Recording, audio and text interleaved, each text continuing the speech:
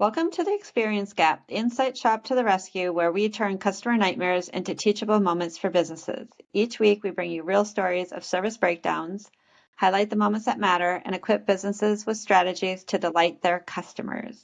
I'm Kate Complin, the owner of the Insight Shop. I created this podcast to give customers a voice, to share their stories and frustrations, in hopes that companies would take notice, listen, and take action, as customers are your most important assets.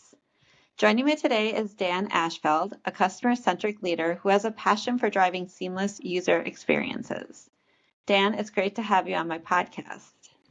Thank you for having me. I'm excited to be here. So, Dan, tell me about your experience placing a custom order for your son's hockey apparel. What fell short, what happened, and how did it impact you? Great question. We, in the hockey community, everything starts really early, even though hockey season starts mid-fall. My son every year places an order for his team apparel and was very excited to get his apparel for his products. And so we placed the order. We were excited. We knew we were going to get it in mid-October, end of October, and he was pumped. He was ready to go. And Yeah. unfortunately, we only got part of that order.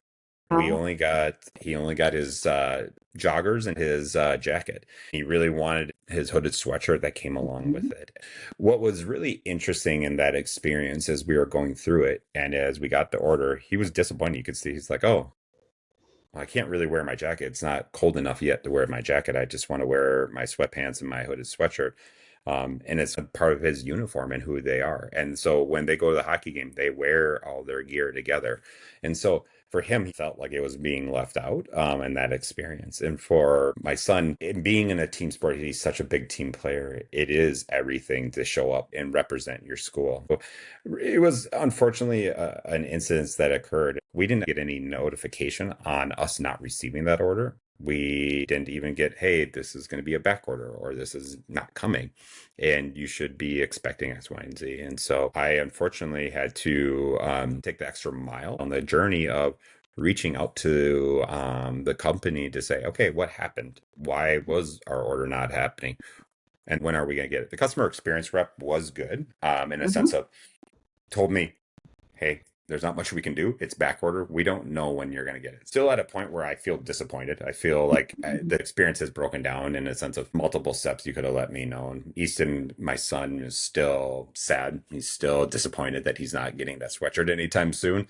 And so we're trying to figure out other ways to get something similar in nature so it can be close to what he needs. But what should have happened in this experience to make you feel more confident? That's a great question. I think there's a couple things that I look at to curb an experience when you know it might be not going the way you want it to go. One, from a back order or, hey, it's going to be delayed or any of those natures. One is, how are you communicating with the customer? I think is the most important piece. Being transparent.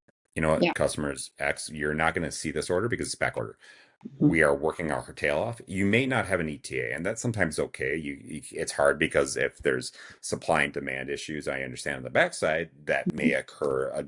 There may be a delay there, but being able to articulate that, so you're setting an expectation with the customer, say, hey, here's what we're doing. Here's how we can help you with that.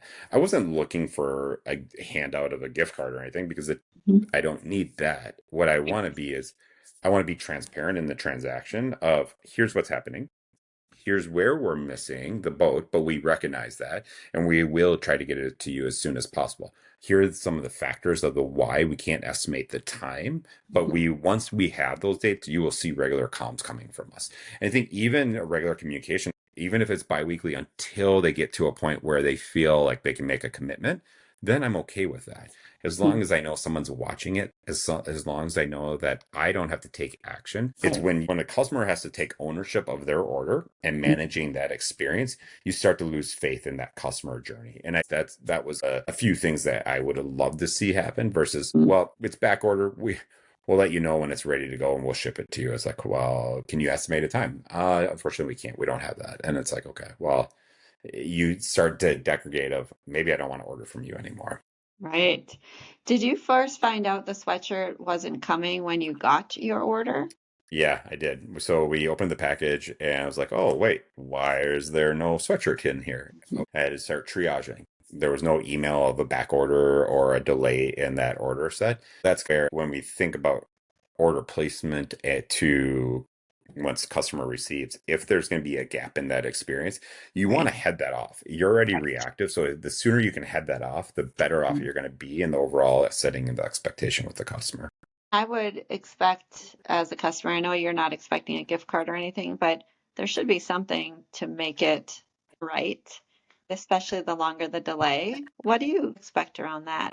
Being in retail in my previous years, or many, many years of retail and owning experiences of that lens, yes and no. And Uh-huh. here's why I say yes and no. If it Uh-huh. goes horribly wrong, you break the experience, and 1,000%, we should have some type of make good. You should have some level of confidence. Mhm. But if you're being open and transparent in the beginning and you are being upfront right away, there's a level of understanding with the customer. And for me, I would have been very understanding. I would have said, okay, that makes complete sense. We don't need to make good. We don't need a comparable product.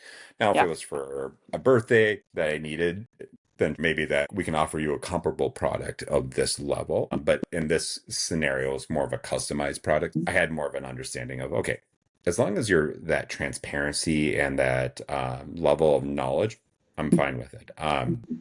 So I don't always believe in make good because ultimately, when you think about the root of a customer and the root of why they're calling, Mm-hmm. are you using a make good to solve a symptom? Are you actually solving the customer's problem? And so that's the most important thing for me as a customer, as a parent for my child. They're looking for something really, really cool, and they unfortunately did not get that cool thing. And you make a really good point too that as the customer, you should not be the one that has to put in the effort to chase things Yeah, down and follow up. And do you have confidence that you're going to get notification when it's off of back order and being shipped? I have very limited confidence on that. Okay. So what will you do I as next steps? Yeah, great question. I will be following up probably in the next couple of weeks with them just to say, hey, where are we within this process? And then following up and saying, is there a way we can enable some type of notification more on a bi-weekly cadence until we Yeah, get the order? Being in the customer experience realm for so many years, you don't have many chances to make it right with customers. correct. Yeah. And when you things go so terribly wrong, you have to find a way to build that trust back with them. And so part of it is, hey, we didn't notify you, but here's what we're going to do to take it forward. I think could still build confidence in this situation. When you don't do that, then it makes you really wonder, how much do you really want my business? I think for me, that's a very important piece of the journey in the life cycle. I mean, there's an element of reactive, but can you be somewhat level of proactive to give the customer at least an opportunity to give them a heads up where things are? Thank you for sharing that story. And I'll leave you with this. According to McKinsey and Company, in the Sporting Goods 2025 report, North American retail sales of sports-related apparel and footwear, they're projected to reach a US 173 billion in 2025, up from earlier years.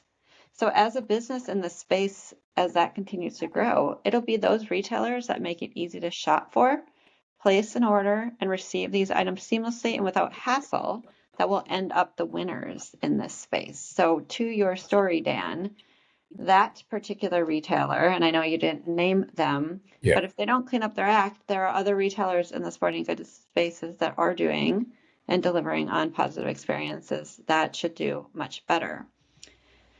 55% of these shoppers expect a seamless omni-channel shopping experience when buying apparel, and 74% say fast and free shipping is the key part of the shopping experience. 42% of consumers say they would pay more for a better CX in apparel. How do you feel about that statistic, Dan? I would agree. I think I would I would argue that I'm less about the free shipping and more about the CX side of the business. I think the more you can lean into a higher elevated CX experience where you're notified, where you're met along the way, you feel like you can make informed decisions as a consumer versus just being pushed. Fast free shipping doesn't always mean it's going to be coming the way you want it. It could come damaged. Yeah. I'm more about the customer experience, and I think that's a really great statistic to share. More than half of apparel shoppers report they have abandoned a purchase due to poor customer service in the apparel retail space. Yep. Consumers expect omnichannel fluidity, speed, and convenience. personalization and relevance, transparency and service quality, and that's really what you've been talking about here, Dan.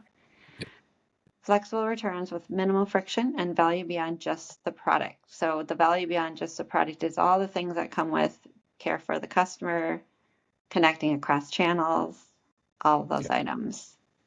And as the premium sports segment continues to grow and consumers' willingness to pay more for better experiences continues, those that offer the better experience will win. So thank you, Dan, for sharing Yeah, your you're welcome. story. Yeah, I'm happy to share. And thanks to our listeners for tuning into the Experience Gap, Insight Shop to the rescue, helping businesses turn frustration into delight, one experience at a time.